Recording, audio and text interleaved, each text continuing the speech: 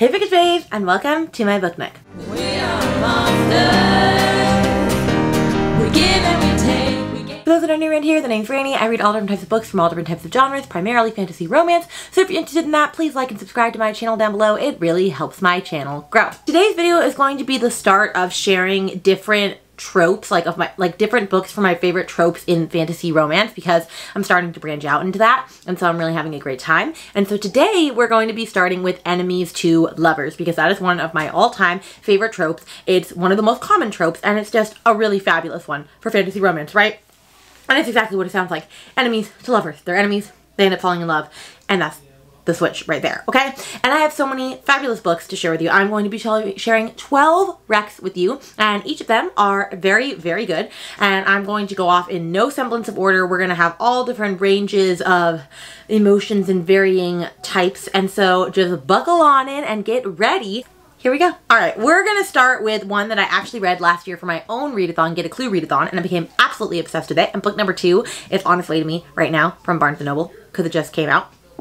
And that is Bewitched by Laura Thalassa. So this is the first book in this series, and this one is a fun little story about Celine Bowers, who she wants to get accepted into this elite academy for witches, right? But she has to do a couple of things before she can get accepted. She has to go on this quest through the wilderness to connect with her powers. However, her powers, she has a problem. Whenever she uses her powers, she loses her memory, and her memory is starting to fade. So it's like, how are you going to be able to master your powers if you also lose your memory when you do it? But either way, when something happens wrong on her quest, she ends up using her magic to save her life, but it ends up waking like a 1,000-year-old dead evil spirit, I suppose, and he ends up mistaking Celine for his long-lost wife, and so she has to deal with this like 1,000-year-old man who's claiming that like that's his wife that tried to kill him, and like it's this whole thing, okay?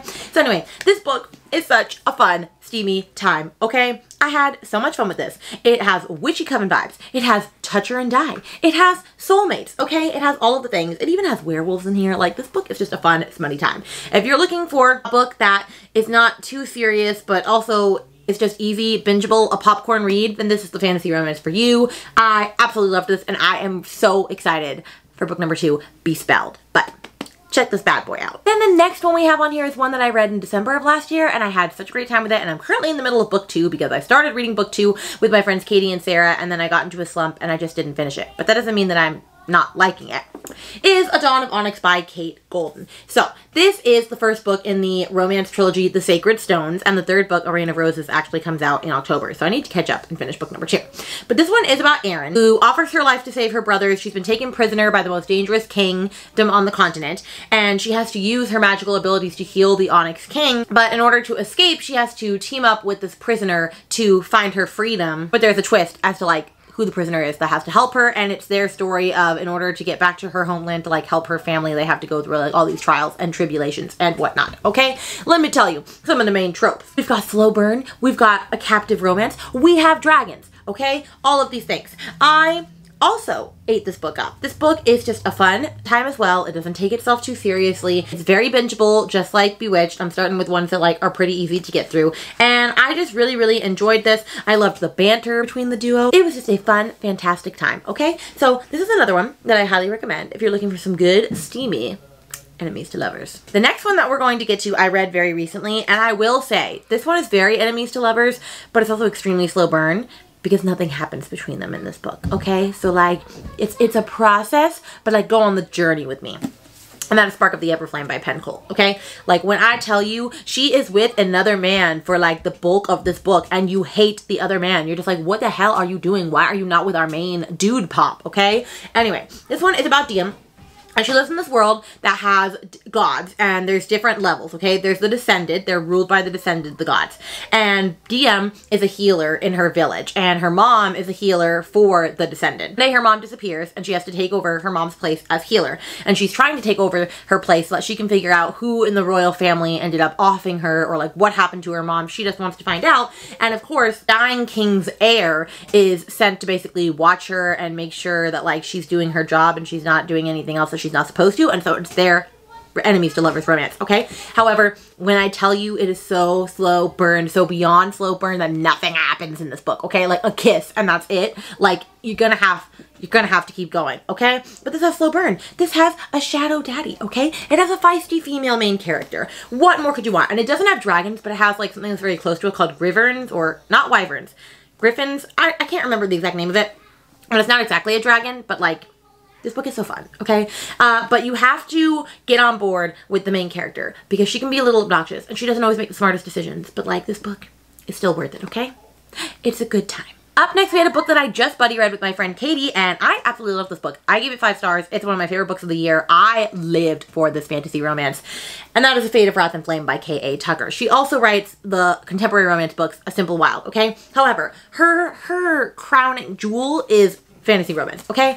I'm not even going to try to explain this book to you because it has a very long definition on the back, and it just takes a while, okay? But we have dating, we have hidden princess, we have magical creatures, okay? When I tell you there are all different types of magical creatures in this book, and I don't want to tell you what because like it's kind of like a surprise, such a twist as you get there, okay? This is about Romaria, and she's a thief in her world. She is in trouble with her crime boss because she's not doing her job well enough, or she stole something. I can't exactly remember why she got in trouble, but basically this woman takes her boss at sword point and says, I'm going to take her, I need her to do something for me. So she's asked to steal a stone from this sacred garden without anyone discovering her true identity. But in order to do that, she has to be put to sleep and basically put into somebody else's body. And so when she comes into this other land, she's known as this princess who's supposed to be the queen soon, who tried to poison her king, or her soon-to-be king, her husband, fiance, and his whole family. And so soon-to-be king is trying to deal with this woman that tried to kill them, but then she didn't because it's not actually her,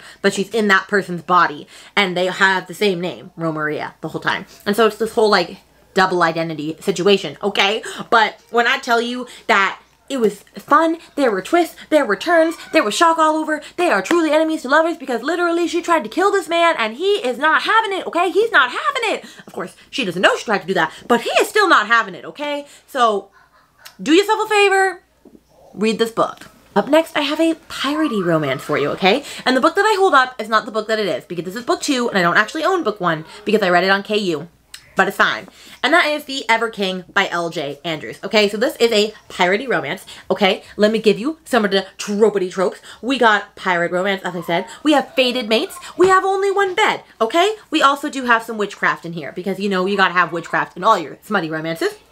But this one is about Eric, who is the king of the Ever Kingdom, and he has thought of nothing of He wants nothing but vengeance against the man who killed his father and trapped him beneath the waves, so he's a prisoner in his own realm, okay? However, his enemy's daughter accidentally ends up opening the Ever. He decides he's gonna kidnap her in order to get his revenge, and then of course, it's their love story, okay? When I tell you that the side characters in this book are like everything, okay? Like it's a very found family situation, but like that makes sense because it's a pirate romance and like they depend on their pirate's crew, like, okay? But the side characters are great. This whole book is great. I thought the banter was great. I will say it's a little insta-lovey, and so like if that's not your jam, you might not appreciate this, but I mean, it was a swashbuckling good time. I'm not going to be sad that I said that. Also, I absolutely love that this is in this book, and I didn't realize it. Anyway, you should read this. You should read all of them. That's all I'm going to say on this book. Next, we're going to get to one that I'm technically not done with. I'm only 20% into it, but you know what? I'm really, really loving it, and I don't see me not loving it, and so I'm going to put it on here anyway. And that is The Crimson Moth, or Heartless Hunter, you know it in the US, by Kristen Ciccarelli. And so this one, I know because I'm currently reading it. This one has a witch and a witch hunter, it has fake dating, and it has forbidden magic, okay? So this is about our one girl, Rune, and she is a witch, like, she's a witch who tries to save other witches. She goes under the guise of the Crimson Moth. And so there's the witch hunters, obviously, and they don't want witches to exist. So whenever they find a witch, they end up burning them at the stake or killing them or however. And so what she does is she goes in right underneath them, steals them, and saves them by sending them to another land or whatever she needs to do to make sure that they never actually existed, okay? And however, her very close friend ends up getting captured by the king and the prince. And so she decides that she has to get her back. But in order to get her back, she's going to have to pretend that she wants to the prince. And so that's what she's trying to do so that she can get in and save her friend. However, he thinks that he wants to fake date her because he believes that she's the Crimson Moth. He has this sneaking suspicion. And so he figures he'll catch her in the act if he ends up dating her. And so they're going to both use each other to get what they want. But of course they fall in love and then it gets a little sticky. Okay? And so this is, I'm having a fabulous time. Like, the vibes are vibing, the math is mathing, the book is booking, okay? And also this is a very beautiful edition, I know, it's very rich. But yeah, I'm having a good time with this. I think it's gonna get, it's a very enemies to lovers at the moment, because like literally she trying to save people, he trying to kill them, he could even kill her technically, so you know, it's a vibe. Next we have another very beautiful special edition, but a book that I read for Tori's Who Did This To You book club last year. It's a Regency romance and I had the best time with it, and that is A Kiss of Iron by Claire Sager. And yes, we will take a minute to acknowledge the beauty that is this book, okay? It's stunning, it's gorgeous, it's the moment, okay? All of these books are the moment. However, this one is a little bit longer, but still fabulous. And we have Regency romance with Shadow Daddy in it, okay? This is a spectacular, like, he's a spectacular Shadow Daddy in this. Anyway, this one has fake dating as well. So our main girl is trying to save her home because she was married to this very cruel man and he basically wasted all of their money away. And so her house, she's going to get evicted from it. And so in order to not get evicted from this, which she makes a living by stealing or selling things that she shouldn't, like kind of like on the black market. And so she decides that she needs to court this higher up prince in order to make enough money to get back this thing that she sold to this like terrible man. And he decides that he's going to use her as well. And I can't remember exactly why he has to use her because it's been a little bit since I've read it. But they're going to use each other, so it's a whole fake dating situation. And then they also fall in love along the way.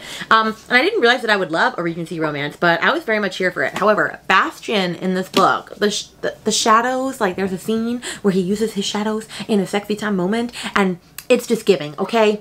It's just giving. So we live, laugh, love. I can't wait to read book number 2, A Touch of Poison, because this ends on a cliffhanger. So you better be ready to get there. Of course, we're going to get to my favorite book of all time because like I can't talk about these without putting that book, right? And it is Serpent in the Wings of Night by Clarissa Broadbent. And yes, we are going to also acknowledge this very special edition, okay? Okay. I mean, say a little less. Say a little less, okay? This is the creme de la creme. This is like my most prized possession. Anyway, if you don't know what this one is about by now, it's literally about our girl, Araya, okay? And she is adopted, or kind of adopted because her family was killed by the vampire king, or essentially like the king of the vampires. Anyway, so she lives her whole entire life growing up in this land of vampires, and she is immortal, and so that's a little scary for her. So she decides that when she's old enough, she's going to join the Kajari, which is these trials, to basically get a wish granted to her from the goddess of Nyaxia. And what she wants for the wish is to, I don't know exactly, to be able to be safe in a land of vampires. Like, I don't know whether she wants to become a vampire or she just wants to have special abilities. That message is unclear when we start. Anyway, there's this a bunch of vampires enter the trials, right? And she ends up having to ally with one of the vampires in order for them to both benefit each other to help make it through the games. And then it's their epic love story. Okay? If you haven't read this yet, why not? You've heard me talk about it a million times. So this is another time to tell you to do it because it's literally stunning. Stunning. Up next, I have a book that I haven't actually read yet. However, I've read the 2 pre-novellas for this, and so I feel like I can still recommend this because I really enjoyed those, and so I understand why they're enemies already. And that is The Crown of Oaths and Curses by J. Bree. And so I've already read the 2 pre-novellas, The Scepter and the Sword, and The Scepter follows our main character. I think her name is Reeve or Rune as well. Oh no, Rook. It's Rook. And then The Sword follows our main dude. And he is also a witch hunter. And she is a witch, okay? They're mortal enemies. They're also fated mates, okay? And it's a very slow burn. And so they're fated mates and they end up having to be together. But of course they don't want to because he literally hates witches, like kills all of them as easily as he can. And she is trying to live her witchy life, okay? And like figure out what happened or like try to save the rest of her clan from being killed off. And so like there's no reason that they should be together. However, they need to be, and she's going to be with the Savage Prince, okay? And I really need to get to this. This actually needs to be on my list for this month because I need to read book 2. However, I loved The Scepter and the Sword so much and I gave them both over 4 stars. I felt like I could recommend this because I already know where the story is going. So I highly recommend this as well. Alright, the next one is questionable because I've had people read it and they didn't really like it. And I will say, it's not the best written fantasy romance in the world. However, if you want an extremely bingeable popcorn read that's like quick and easy, then it's A Court of Ravens and Ruin by Eliza Reign. Okay, like I read like the first 3 books in the series in like a day. And this one, Fae Vikings, which is very fun, has a burn the world down for her hero, and it has a snarky animal sidekick, okay? I can't remember if it's a toucan or like a parrot. I can't remember what type of animal, but it's very, very fun. So this one is about our girl Reyna, who she was born as a slave to the Gold Court, and when the palace gets raided one night, she ends up escaping. She only escapes because the prince of the Shadow Court ended up raiding the town, and he wants her for a specific purpose. He ends up deciding that she's gonna be his betrothed, and she cannot have that, okay? She has to escape. She doesn't want to marry this man. Then, of course, she ends up getting to know him, and it's like a Beauty and the Beast type situation. She loves the man behind the mask, but she still needs to escape, okay? You feel me? So it's like a Beauty and the Beast, magical, smutty, Fae Viking retelling. However, I will say, once again, it's not the best written. And it's so slow burn. They don't even get together in book 3. They're hardly together. Okay, so like, just be prepared for that. But there is a steamy sex dream. That is a lot, okay? But yeah, this is not the best written thing ever. But it's fun, it's quick, easy to read. And I really like that she gives summaries, like synopsises, at the beginning of each book again. So that you can remember what happened before. I really appreciate a girly pop doing that for me. Okay, the next one I'm so obsessed with. I wish I owned a copy of this, and I need to fix this immediately, and that is A Ship of Bones and Teeth by Karina Halley. It is a dark Little Mermaid fantasy retelling, okay? It's a dark fantasy retelling. It's basically what happens if Ariel was to marry Prince Eric, and then you find out that he's not actually all that he's cracked up to be, and he's actually a very abusive, physically and mentally abusive man. And it's 10 years after they've been together, and they go out into the middle of the sea, and they end up going out into pirate territory, and this evil pirate Ramsey ends up kidnapping them and taking them hostage, and then she ends up having a relationship possibly with him. What happens there, okay? I can't say anything more than that. This book is so good. It is also hilarious. Like, the banter in here is just chef's kiss. It's funny. It's not whimsical. It is dark. There are a lot of trigger warnings. I will say that. It is on the darker side of fantasy romance, but I just had so much fun with this book. Like, I wish I could read this book again. I need to reread it. Like, it was just the perfect thing at the time when I read it, but it's just so much fun, okay? And it is steamy, and I just love this book. Okay, and the last book that I have for you, I read last year, and I was just blown away with this book. Like, I did not expect to like this book as much as I did. And there's probably plot holes in this. In fact, I know there is. But I still had a great time with it. And that is The Coven by Harper L. Woods, okay? So that is another, it's a gothic, dark academia novel. It's a revenge plot, and it has a witchy atmosphere, okay? Just say a little less. And I'm very excited that I have a very special edition of book 1 and book 2 coming to me in September and October when it releases. I'm not going to try to explain this book because this book is very convoluted, and even the summary doesn't do a fabulous job. But basically, we have our main girl, and her mom has protected her all her life by hiding her powers. And when she finally dies, her powers end up getting revealed. And the main headmaster of this one Coven Academy says that she has to come and go there. And she doesn't want to go there. He ends up taking her, the headmaster, and then a lot of bad stuff goes down, and it's their relationship between headmaster and student, which I know can get a little topical, can get a little steamy, can get a little crazy. And there's a major twist at the end of this that you either support or you don't. And I don't know if I support it. However, I was shooketh to my core, so I need to read book number 2 so I can find out what happens next. But this one is another dark fantasy romance, okay? So please don't go into this thinking that everything is happy, happy, joy, joy. There are triggers, okay? There are triggers. Do your due diligence and look it up. But it was a fun time. I mean, all of these were. And that's that. And with that, those are my 12 recommendations for enemies to lovers fantasy romance books. I hope that you had a fabulous time. I'm so excited about all of these books. Like, they are all fabulous, okay? So you need to go out, take your little self, walk out to the store, and go buy them all because they're great and they need more love and appreciation. And if you got to the end of this video, let's put a kiss emoji because of a kiss of iron, and let me know one of your favorite enemies to lovers fantasy romance books because I need more recs, of course. And with that, I'll see you guys in another video very soon. Bye!